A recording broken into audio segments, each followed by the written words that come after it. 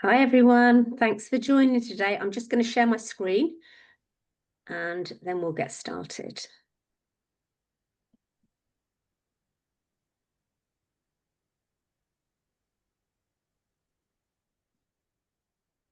There we go. Can you see my screen? Yeah, it's all come through.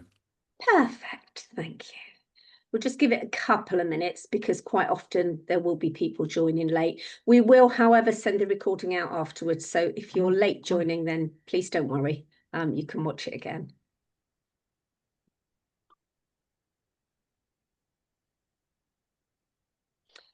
Somebody's put something in the chat. Will the recording be shared? Yeah, I think I just answered that. That's great.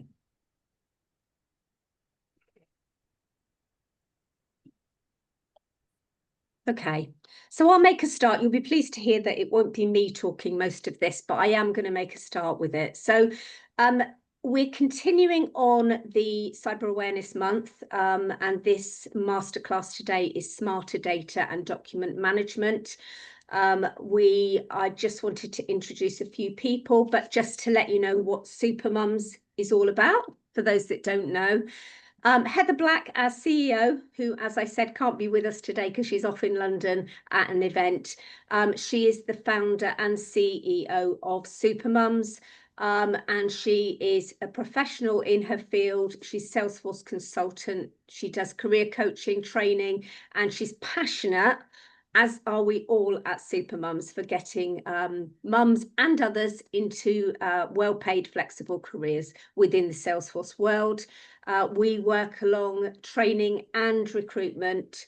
I'm Lynn, I'm head of customer success here, and I'm always delighted to talk to you. If you want to know anything about any of our training programs, I will, at the end of this session, I will drop in some links for you to be able to come and find me. Hot off the press, we are starting an Agentforce course in January, so that's something great to look at, obviously. And if there's any questions on that, then as I say, please come and find me. If you're brand new to the ecosystem, your foundational knowledge is Salesforce admin, so absolutely come and find me and I'll be able to give you a little bit more details personally on a one-to-one about any of the training programs we offer. We have live training sessions, we have mentoring, we have work experiences, a real full package for you. So as I say, come and find us if you would like more information on that. The session today is the cybersecurity, part of the Cybersecurity Awareness Month, and in partnership with Documill, d.velop and Supermums. And if you think that why does Salesforce security and compliance matter? Cybersecurity threats are evolving fast and Salesforce professionals need to understand the risks. So without further ado, I'm going to stop sharing my screen. I'm going to introduce you now to Mark and John. So take it away. Lovely. Thanks, Lynn. Welcome. I think Mark is going to share his screen momentarily, but whilst Mark shares his screen, I'll briefly like to talk through the introduction of what we're going to talk about today. Obviously, we're going to be talking about security and compliance for Salesforce, especially when it comes to data and smart document management. So we're going to briefly introduce ourselves and the topic, and then talk about why security and compliance matter. We're then going to kind of talk through a couple of use cases. So about the secure document creation process and best practices in secure document creation from Salesforce. And then the sort of the wider topic of document management best practices when it comes to Salesforce, but also for the wider enterprise as well. And then at the end, Mark and I will be happy to take any questions. So I suppose to introduce myself. So my name is John, John Rockcliffe. So I'm the pre-sales manager for the UK and Ireland at d.velop.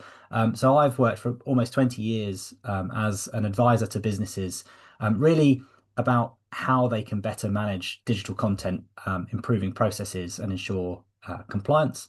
And then obviously I'd like to introduce Mark McGinn from Documill, who is one of our great partners and my co-host today. So Mark, if you'd like to introduce yourself. Yeah, thank you very much for that, John. And as you can see, my name's Mark. I'm one of the account managers here at Documill. I've been within the company for around about 2.5 years, and primarily I look after our company, our customers, and ensure that our successful relationships with the likes of John and d.velop continue. Now, I'll take over the first part of the talk today around smart data and document management. And this really builds on my experience over the last 20 years working across a number of different industries. So this expands from the financial sector over to regulatory institutions and into SaaS sales as well. And during this time, what I've seen is that organizations use data and they manage documents in a number of different ways. And this slide really encapsulates what the current process might be. So while it is true that all companies have processes for managing data and for handling document life cycles, as technology develops and as business practices evolve, we really need to review existing processes to ensure that they are still fit for purpose. And what I often see is that before a company has embarked on its document digitalization journey, is that a document's lifecycle can be really, really messy. This slide really highlights that. We've separated it into 5 different sections. So we have create on the left-hand side, collaborate, negotiate, finalize, and delivery, which includes storage as well. And at every stage, and I'm not going to go into every single icon that we see here in much detail because we have a longer session, but at every stage, there are some underlying challenges that can really impact security and compliance. So if we take a negotiation as an example, one question to ask is, how do we ensure that a manager or a legal team member has actually approved a document before that has been sent for signature? And if a document is signed without this approval, what are the potential impacts for that company? Additionally, once a document has been signed, how do we ensure that the relevant stakeholders within that organization have access to the information that they need? And I'll hand over to John, who can share some insights on why this really, really matters. Yeah, thanks, Mark. I think so. The stats that you see on the screen, these are some statistics from the likes of Gartner and McKinsey, who are analysts. That when we look at documents and what we call unstructured data actually accounts for, the lion's share of data in a business. So about 80% of data. And actually, unstructured data grows or is growing at a rate that's 4 times bigger than any other type of data in a business. And what that really results to is the horrendous fact that most of us will spend 20% of our time looking for information, which is a huge, huge amount of time that is wasted in businesses today. And actually, the Gartner studies, I find this really interesting, which is that the fact that the more senior the person, so the more expensive the person in a business, actually the more time they spend they spend looking for information, which is a complete and utter waste of time in a modern business. And it's I suppose it's surprising that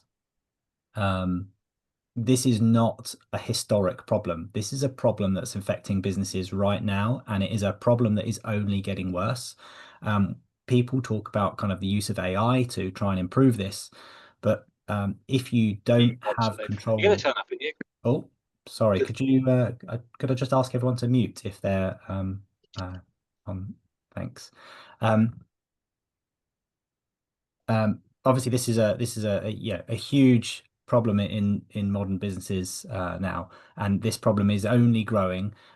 AI, if you put AI engines over the top of unstructured data, the results are only as good as that data is. So if you have very noisy storage areas, then quite frankly, you're going to get noisy results. So AI can't necessarily be trusted across very uncluttered, unstructured information.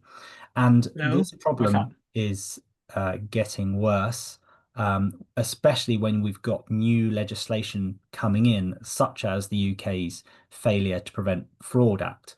So, what does that mean? So, businesses are actually liable to ensure that they have reasonable measures in place to prevent fraud. So, what is now needed is for businesses to have complete audit trails for all information to buying and selling goods in the UK. So that that touches many areas: accessibility, version controls of policies. But basically, businesses have to make sure that there are no compliance gaps when it comes to their documents and their documented processes. So, especially in the UK, it's no longer good enough to just simply store information and hope for the best. It should be connected, it should be controlled in a proper way. Mark, I mean, do you have any other comments on this, or any other insight about this? Yeah, I think you touch on a couple of really, really important points, and I can say from my day-to-day work, it's something that I'm seeing more and more often from customers. And the two words that really stand out is audit trail. I hear that almost on a daily basis nowadays, and you're absolutely right. You need to have the right tools in place to ensure that you can meet those regulatory kind of requirements.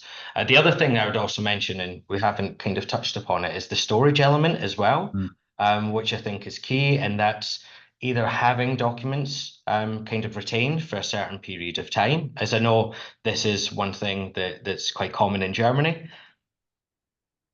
Yeah, absolutely. Yeah.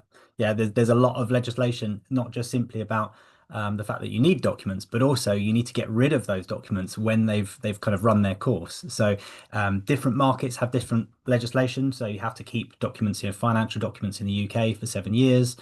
In other European countries, it might be 10 years. But actually, if you keep that information too long, you're still liable for the information in those documents. So if there is ever any audit issues that come up that suggest of maybe mispaying tax in a previous tax year or something like that, and you've kept that information in the business, you're still liable for it. So again, there's a big compliance driver to make sure that we've got the right information, it's connected, but we also get rid of it when we don't need it. Excellent. So moving on from this part, and we're thinking about the data that's actually used within the document. What I would like to jump forward to is some of the risks that may be apparent during the document creation process. So on the previous slide, the one before John's, when we were looking at that messy process, the very first icon in the top left-hand corner was create document. And typically what this means is, and I'm sure we've all experienced this in our kind of careers, is that a Word template sits somewhere and we manually copy data into that template from different sources. And then that's delivered to a customer or a client or a partner. And when this takes place, there's a couple of things that we really need to take into consideration. So firstly, was the correct Word template? Was that the most up-to-date one? Was that the right one that we should have used? Because of course, terms and conditions change. John, you mentioned kind of policy. Clauses within policies can change. So we need to make sure that the actual correct template is selected. And then, of course, we need to think about companies that are working across different geographies as well. We've already kind of mentioned laws within the UK and within the European Union. And typically, we will have different regulations for data, as an example. So if an organization is operating worldwide, they need to kind of correspond to CCPA in California, as well as GDPR within the European Union. So at the very beginning of just selecting a template, we're already addressing some kind of regulatory challenges and security and compliance challenges. But then we can go into that in a little bit more detail. And first of all, we're all human, and we're all kind of error prone now and again, and this extends to copying information from one source to another. When rushed, when facing deadlines, when trying to prepare documents as quickly as possible, mistakes can happen. Unfortunately, these mistakes can pose significant risk. So secondly, when I think of compliancy, I tend to think about regulations between legislative or institutional bodies and companies. But actually, and we've experienced this, within our own organizations, it can be a step deeper where we need to have template governance and security measures in place to ensure that users can act on documents in a controlled environment. This means that if any changes to a document has taken place, or any modifications may have taken place, we want to ensure that we don't frustrate and annoy our legal and marketing teams. So having uncontrolled personalization is a risk. And lastly, and again, I've certainly experienced this on occasion during my career, is if a number of different people are working on a document and it's been sent here, there, and everywhere via email, then there is an increased chance that the latest version of that document isn't actually the latest version. So what are some of the best practices for secure document creation within Salesforce then? And how do we mitigate the risks that are posed by manual document creation practices? Well, the good news is there are a variety of practices companies can deploy within their Salesforce instance to ensure that documents are secure and compliant. And this extends to include standardized and pre-approved templates, which are governed by designated stakeholders within the organization. And that means when the templates are used by our kind of agents or users, companies can actually enforce what I like to call controlled flexibility. So this really allows the users to modify specific agreed upon sections of a document while ensuring that other sections are locked and cannot be amended. And lastly, we want to ensure that any changes to a document can actually be written back to Salesforce, and all of that information is gathered within our CRM. So since 2012, these are actually some of the ways that Documill has been supporting our customers address some of the key challenges within document lifecycle processes. Importantly, for today's topic, I think it is key to highlight our commitment towards security and compliance with our ISO 27001 certification. And additionally, due to the work that we do with German automotive manufacturers as well, we're also TISAC certified. Lastly, I think it's important to note that we are a member of the Ascendex portfolio, and this is essentially a variety of different ISVs that come together to really help mitigate a number of the challenges around security and compliance.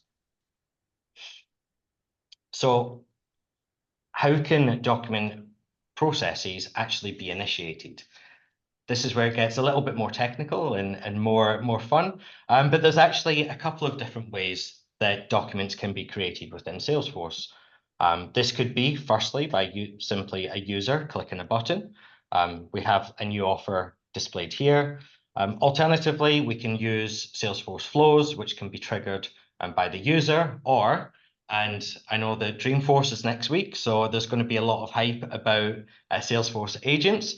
If you are already using AI agents supporting your teams, then naturally these can actually trigger the flows for you to generate any relevant documents. And from there, after the document is generated, it is really important to note that we have a variety of different formats. So we can output as a PDF, as Word, PowerPoint, Excel, as well as email, which is one of my favorites. And again, along the lines of security and compliance, it's important to note that we do have a language matrix, which we can see on the right-hand side, which enables you to easily map languages within one singular console. Now, the reason that this correlates to compliancy is if you have a number of different documents and different templates, you really do not want to have different templates for every single language that you cater towards, because that becomes very, very challenging. It becomes difficult to administer. And then, of course, those manual errors can happen. Lastly, we also are able to use interactive documents, which can prompt your customers to input data, maintaining the accuracy of Salesforce into the document, and this can automatically be written back. So we find this especially handy for documents such as onboarding forms, in which we want to gather person and invoice information and have that stored directly within our CRM. So at this point, I think it would be worthwhile to have a quick look at what this looks like from the user perspective. So I'm going to jump over, and John, can you let me know if we can see the opportunity? Oh, we can see it. We can Awesome. see it. Yeah, it's all good. Excellent. So I'm not going to dive into this in too much detail because we're all very, very familiar with the opportunity pathway within Salesforce. A few things to note, though, is we have our product selected, and we have our payment term that's set 30 days, as well as our contact role automatically assigned. Now, what we're going to do is click on Generate Quotation, and I'll just make sure that we're all set up there. And we're going to pull in all of the key relevant information into that pre-approved template. Now, during this process, we'll kind of show a couple of ways that we really help organizations maintain compliancy. So a good example of this here is that we can begin to edit the document in advance. So we have the ability to select or deselect a cover page. We can see that certain parts of the document are set in stone. They're marked gray. We cannot deselect them.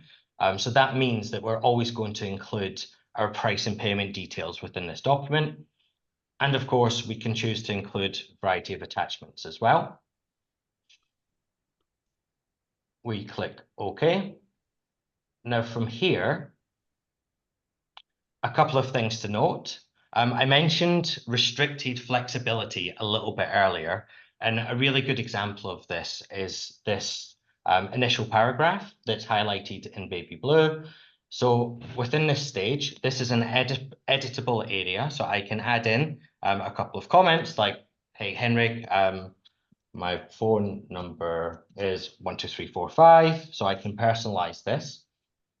However, if I go down to the product table and our services here, this information is non-editable. So as the end user, I cannot mistakenly add a 0. I cannot mistakenly delete a 0. So providing that security to the company. And of course, we have our standard terms and conditions, which is non-editable as well. So I cannot mistakenly delete some really important legal information there. I mentioned our standard payment term at 30 days. If there is a need to update this, we can do so within the document, and this will write back into Salesforce for us. And lastly, if you've ever worked on any legal documents before, you'll know that there is a variety of clauses that you may need to use. Having those predefined within the template is great and enables the user to simply just drag them over, maintaining the marketing kind of integrity of the clauses or the legal integrity of those clauses as well.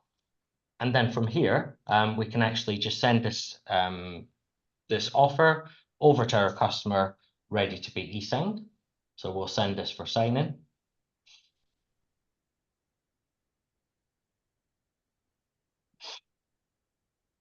So John, to go back to those 2 words that you mentioned at the very beginning, the audit trail, we have this here. and this is stored within Salesforce. And then I'm going to jump over into Henrik's inbox. He can easily access the offer, and he can sign the offer using our embedded e-signature tool. So we'll just say Henrik. And of course, all of the signatures that we provide are EDAS compliant, which conform to European regulation. And at this stage, we'll just give it a second. As we sign, we can see the document is now signed. And if I jump back over into Salesforce, we'll give this a refresh. And we can see that using our automation, we've updated the opportunity pathway. We have insight into where the document is, so we can see that this is signed and the file is automatically stored. So it's not hidden on someone's desktop somewhere. And lastly, if we go into the customer inbox, we can see that the quotation is there. So at this point, I'm going to hand over to John, and he can walk us through the next part of the session. So I'm going to stop sharing. Great. Thanks, Mark. Yeah, that was really good. So I think, yeah, that was fantastic, and I love the way that it's all kind of combined within Salesforce. There's no jumping out into other applications. It's all just nice and combined and straightforward. But as we both know, life life in a modern business is a bit more complicated. There's often lots of moving parts when it comes to when it comes to doing business. So what we're going to do now is kind of talk wider about best practices when it comes to document management in general, especially when it comes to security and compliance. So Mark, if you can just confirm you can see my screen.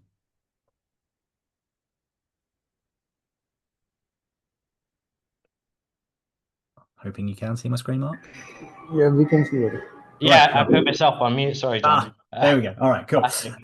Okay, so there are many challenges in kind of modern businesses that happen as a result of the way that a lot of systems are set up to store documents. Salesforce is kind of one example of an application that can store documents, but the problem is those documents in Salesforce are siloed. So you create a document or you store a document against an object in Salesforce, and it is saved against that object. If you're looking at a different object, so maybe I'm looking at a customer record rather than the opportunity, if I've got important documents that are saved in the opportunity record, there is no way of me seeing them in the customer record. They are siloed. And this sort of mentality comes from the way, many people have used computers for years and using folder structures. But obviously it's 2025, and we know that in a kind of modern enterprise, data should be connected within our business. So data in Salesforce kind of flows through Salesforce. It's not the case that you can only use one piece of data per object. That would be ridiculous. So we need a way of kind of having that same mentality when it comes to the files and the sort of more messy data that we deal with within our business.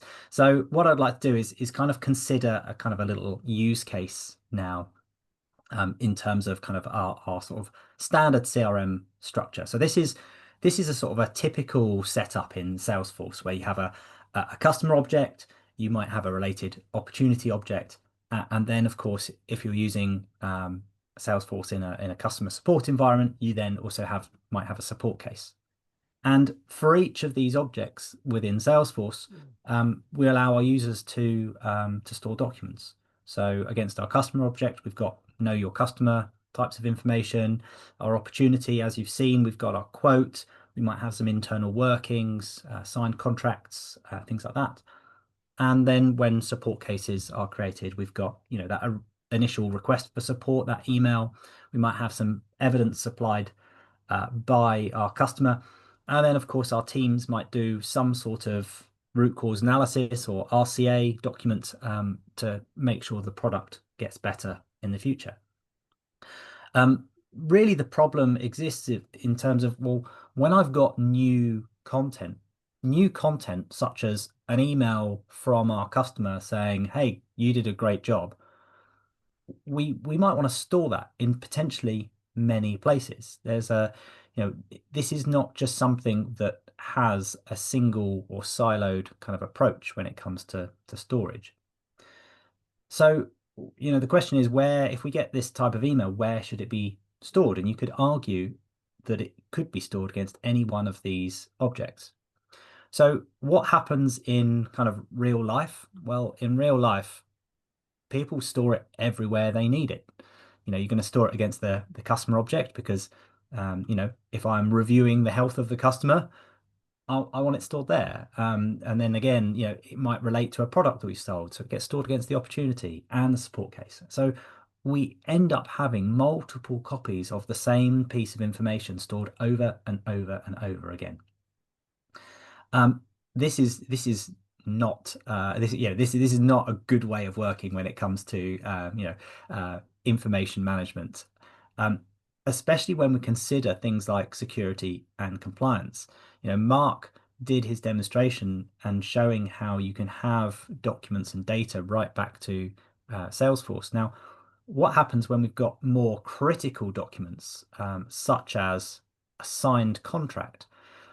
Signed contracts, again, they might need to be copied, but if we've got multiple copies of contract objects floating around our business, that's a compliance nightmare, because there is only, or there should only be, one source of the truth when it comes to this information, this critical information.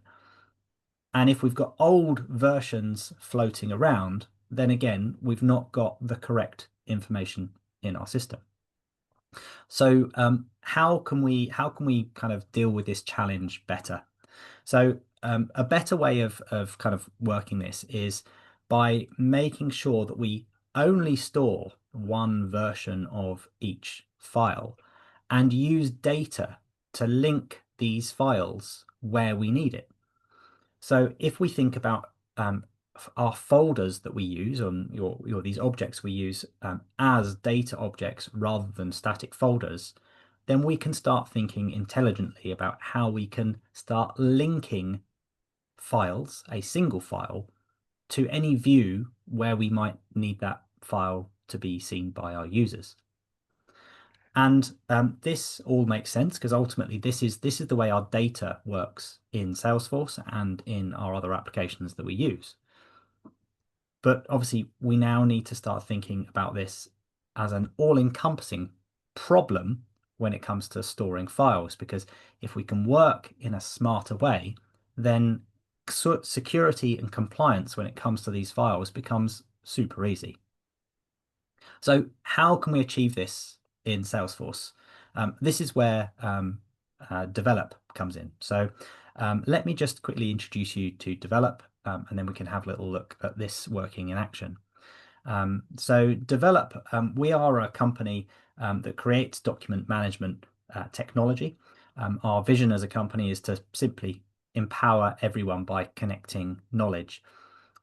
We are a Salesforce partner with a considerable user base across Europe. So we are a trusted partner of Salesforce.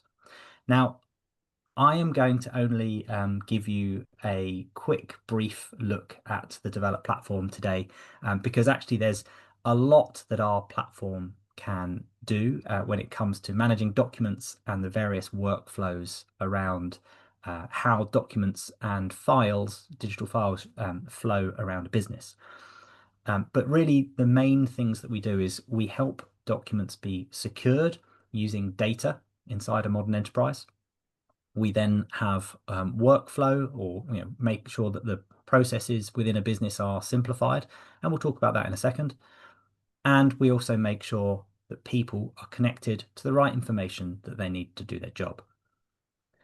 And of course, this can all work inside Salesforce as a platform, as a completely seamless user interface. So let's take a look at kind of the Salesforce architecture for a second. So Salesforce is brilliant at storing your enterprise's data.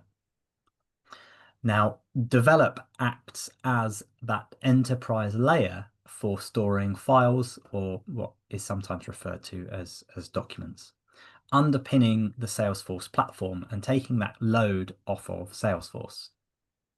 Now, what that enables us to do is, of course, manage those files better in that Salesforce environment, but then also start overlaying some really neat functionality. So first of all, Mark mentioned earlier about using Salesforce flows. Well, Salesforce flows are great at managing data, but also with the help of d.velop, Salesforce flows can actually be integrated with document-centric workflow. So having that complete end-to-end experience using Salesforce flows to manage all aspects of the business's data, but also the files that flow around the business as well. And of course, we've mentioned AI as well. So Agentforce and the agents within inside Salesforce, again, brilliant at transforming and modernizing an approach to your business's data. But those agents are only aware of the data that exists in Salesforce.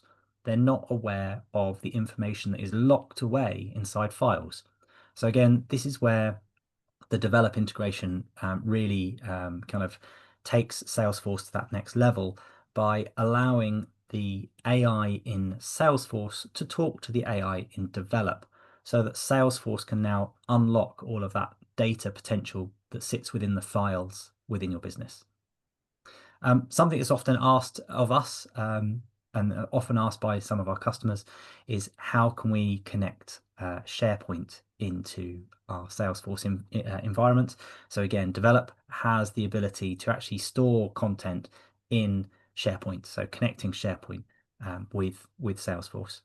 And again, as well, everything we say about Salesforce is also true for other enterprise applications. So it's often the case in a modern business that Salesforce isn't the only platform that you're using. You can also use d.velop to underpin other applications that the business might use. So with that, let's move across to a brief demonstration to show you some of the features of what we've talked about. So let me switch screens. There we go. And we're in Salesforce. So like Mark, I'm not going to give you a full kind of demo of Salesforce. I think you've probably seen Salesforce before, but you'll see my home screen is slightly different. So the entire d.velop platform and all of our capabilities can actually be embedded natively within Salesforce. But rather than going through all of the features and functionalities, let's start with the opportunity that Mark created. So you'll notice that after the Documill engine had created that file, that was in one of the notes or activities on the right-hand side there. What d.velop has done is d.velop has taken that document and it has brought that document into our long-term archiving. So actually now taking that document that has been generated and has started to secure that document with both security, but also putting archiving strategies around that document for long-term storage and deletion. That all happens behind the scenes. Users don't need to get involved. So viewing the opportunity, I can now see this document, but instead of using kind of Salesforce's native features, you can see when I select this document, it actually now opens in d.velop's viewer, where we have a whole host of additional functionality that can be instantiated from this document, whether that's workflows, whether that's other things as well. So for instance, I might ask a quick question of this document, something like what is the delivery time? So we have all of the modern features that you'd expect from a modern integrated platform. So one of the challenges we spoke about previously is the fact that if a user were to browse to a different or related record, they might not be able to see this document. So again, this is where d.velop comes in. So if I switch my view over to the account here, you'll notice again, we've got the d.velop documents tab. Now what this does is this shows everything related to this account. So again, you can see that quotation that Mark has just created, but you can see other objects that we are storing against this account. So maybe the master contract, or an email that someone has sent in from this customer. So everything that's being created is related wherever the user needs to access that from. And what is lovely, as well as having the ability to obviously find this information, search for this information, at any point, the user can actually open a virtual structure that shows, in this case, the account, the opportunity, and how all of this information relates together. So it's incredibly simple by design. And that really enables users to really browse all of the information in the enterprise incredibly easily, just at their fingertips, getting the information they need without additional searching, without needing to spend ages looking. All of the information is related within Salesforce and also visible wherever that user needs to find that information. Okay. So I'll leave it there because I could probably talk for a long time about the various features, functionalities of the platform and the two platforms working together. So I'd say it's probably time to just, I suppose, recap on what we've been talking about during the webinar. So Mark showed how you can use Salesforce data to really accurately create documents inside that Salesforce platform without needing to go and grab information from outside. I know I'm probably guilty of copying a document from one customer to another, which could, if you weren't diligent about the way you work, have led to the wrong information being sent, which is terrible. So obviously Documill helps to completely remove that risk of creating documents that have the wrong information, and making sure you've got the correct controls in place, all embedded within Salesforce. And then obviously with d.velop, we create this enterprise layer for knowledge management with files digitally linked intelligently wherever the users need to access those files. So one file stored can be viewed in many places, but also behind the scenes, ensuring there's retention and control around those files, ensuring you're complying to the latest legislations. So the two solutions combined completely kind of eliminate the risk of non-conformance to business processes, but also fundamentally, and this is a big one, slashing time to manage information when information happens to be in that document format. So with these integrated tools, you really ensure your business is doing everything possible to remain compliant and ensure your operation is as efficient as possible. Mark, have you got anything else that you'd like to say at this point?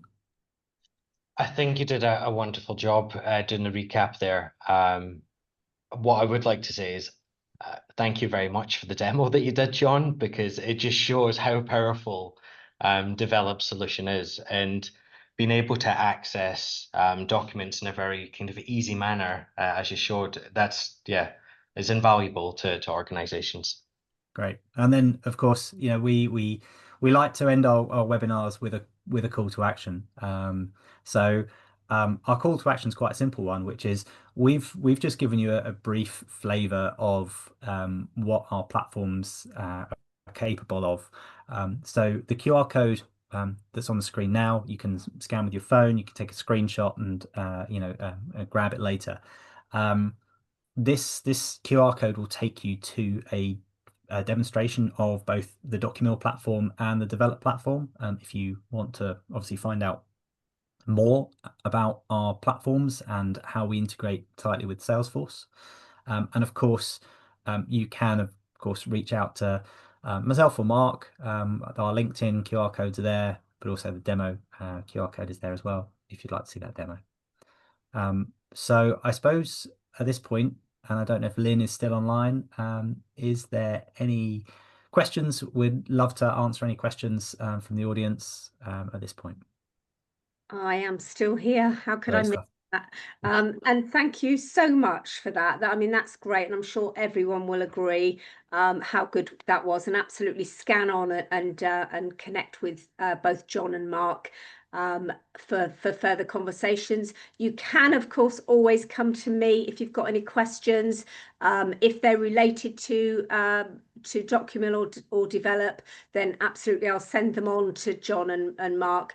I have also added, or I'm just about to add, the link to my Calendly diary. So if you want to talk to Supermums specific about any of our training programs, whether you're an individual, we train everyone at Supermums, or whether you're a team, then just come to me and we would be delighted to advise you on best next steps there. But yeah, thank you so much for that. You were both amazing. I saw a nice picture of me and you the other day, John. That was at London's Calling, I think. It was. Yeah, it was. Yeah, there we go. Yeah. So does anyone have any questions? There was the one in the chat. Mark's already responded. So how do you prevent documents from being edited in error? So Mark responded at the template level. Well, Mark, why don't you explain it? Just in case you've not read the chat. Yeah. I can take that one. Yeah. So at the template level, essentially you can decide which parts of the document are going to be editable by the end user and which are not editable. So if you kind of look at the recording after this and go back to kind of when I was editing the document, the first part was an editable section where I could bring in clauses. However, the product table, that was non-editable. So there's no way that I can mistakenly kind of delete something there. And the same goes for the terms and conditions. But yeah, to answer the question, it's set and defined at the template level. I'd say on top of that, where you get complex situations, and this is something that you can do with both our platforms combined, is obviously where you've got complex legal negotiations happening, things like that. Of course, Documill can create that to start with, and then maybe there might be a workflow that you might want to build out in d.velop that deals with more that heavy negotiation back and forth, the secure sharing of that document outside the platform and then back in, and vice versa. So there's a huge advantage with the sort of two platforms combined to design the system, how you want it. And of course, at all times, using Salesforce flows integrated with both of our products to make sure that all those gaps are closed from a kind of data security and compliance perspective. Great, thank you. And I saw that Patricia has asked, but you've already put a thumbs up on that. If you can share the slides. Don't forget, Patricia, we will be sharing the whole of the recording. So anything you've missed, you can actually watch again. Hannah Batchelor is saying, hi, Hannah. Does it allow for document review cycle if a document needs to be reviewed by the customer, for example, and feedback given for changes? Yeah. Absolutely. Yeah, absolutely. Those things can be built into kind of workflows. What's quite nice as well is on the storage side, as we've spoken about, I suppose, having workflow for document generation, but then there's also review near to the end of the contract. So not necessarily when the contract is executed, but maybe 6 months before renegotiation. So those sorts of workflows can be built in automatically to notify people when things are due, maybe even when there are kind of contractual deadlines that need to be fulfilled, service reviews, those sorts of things. So that sort of complexity can be built in both at the document generation layer, but also then having that information feed through into that long-term storage and workflow for that, and that end-to-end life cycle for the document. Great, thank you. There you go. You answered that perfectly from Hannah. Thank you. So once again, thank you, everyone. We are here if you need us from any angle, whether it's Documill, whether it's d.velop, whether it's Supermums. Just reach out to us and we'd be delighted to answer any of your questions. So thank you for joining today, and we'll see you on the next session. Take care. Thanks, everyone. Thank you very much. Thank you.